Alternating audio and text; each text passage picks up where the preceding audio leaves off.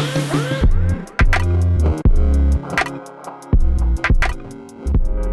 my name is Sheleka Laseter, and I am the Collections and Exhibition Coordinator at AEIVA.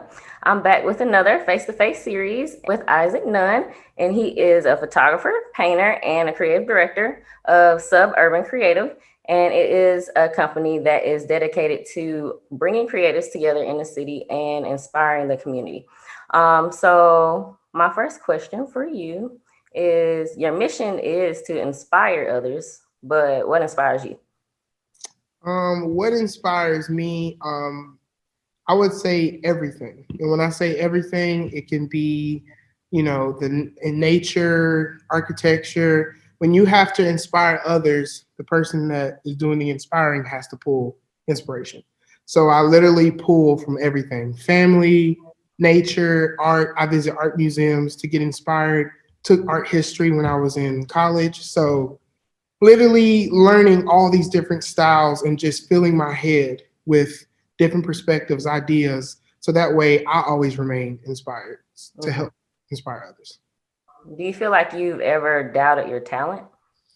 Always. I think even though I'm more confident now, as an artist, I always still doubt my art. I think we're growing up or coming up in a society where we always look for approval, likes, all this different stuff. So when somebody doesn't like your picture and it doesn't get 50 likes or 2,000 in 2 seconds, you're like, my stuff sucks. So Yeah. I doubt myself. And whenever I doubt myself, I have to work through that. And ways of working through that is changing up my environment, stepping away, kind of like surrounding myself with people. Well, how do you feel that your artwork has changed over time? Um, I'm a father now, and my daughter's a year old, and a lot has changed in a year with watching her grow. So I will just saying that alone, my mentality has changed, and when my mentality changed, my art changed. The way I look at art and different things. I don't know. I think as we grow older, our mindset, like I said, it changes, and then so we start thinking of different mediums to use. Realize I was a BFA at the University of Montevallo, so I took painting and all that different stuff, but I never had the passion to do painting. I was like graphic design, and then next thing you know, from graphic design, it went to photography. In the like senior year, it was like, oh, I like photography, but I finished with graphic design, and now I circle back to now where it's like paintings is something also that it's part of my art style, my art form. So literally, I think it's over time we go through things in life that kind of make us like I paint so I can feel that I like feeling the paint in my hands.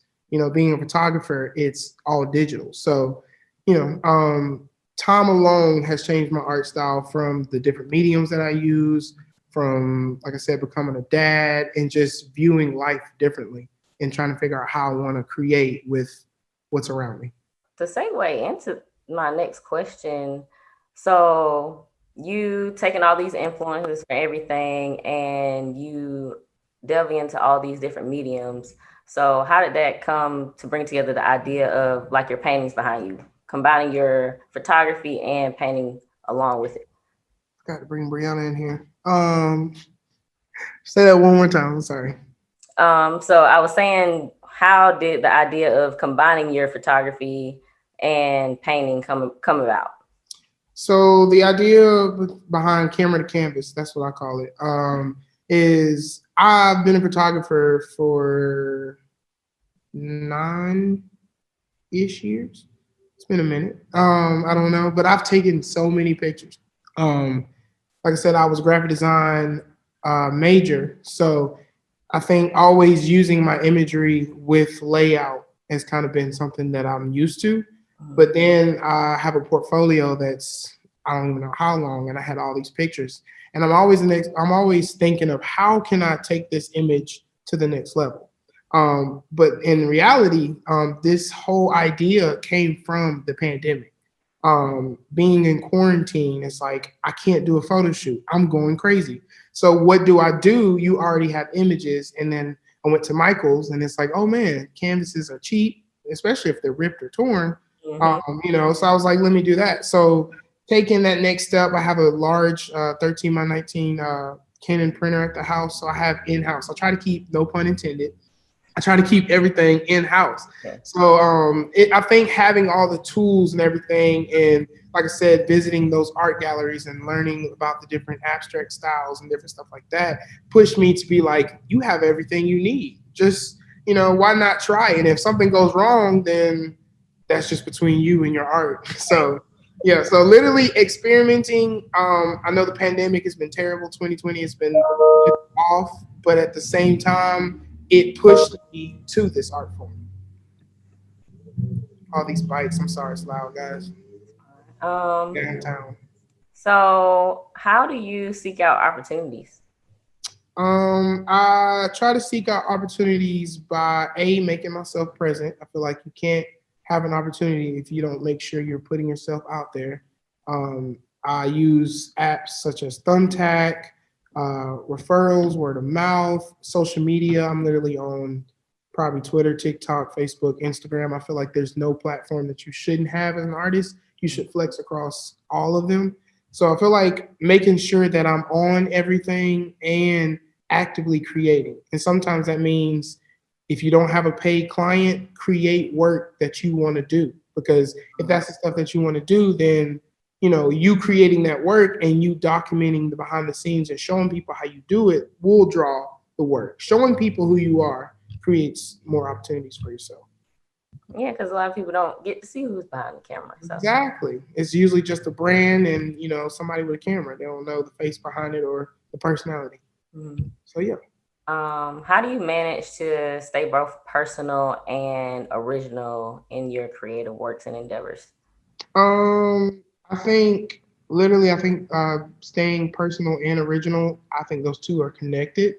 Like I was bringing up with social media, I show people who I am, flaws, mistakes, mess ups, and everything. And I think being personal creates that originality. When people try to be someone else, you're not original, you're a copy.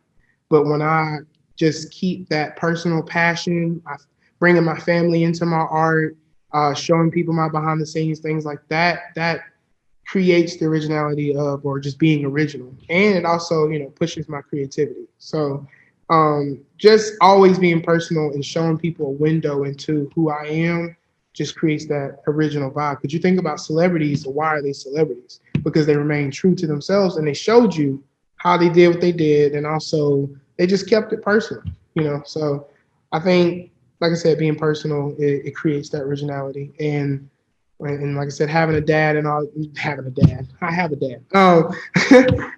Having a kid has really lit a fire up under me, and she's like my muse and everything like that. So I think about her and I think about what she wants, which just ignites my creativity. So yeah, that's so cool.